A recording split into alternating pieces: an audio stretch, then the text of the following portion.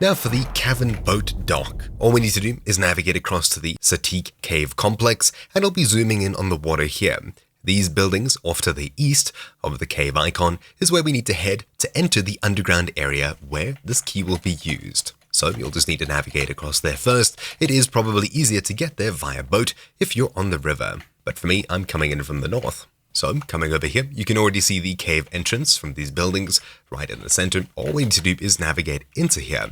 Do note that there is quite an enemy presence in here, so be prepared. So we need to come in here and head to the back left, all the way over here. You can already see a little shack over here.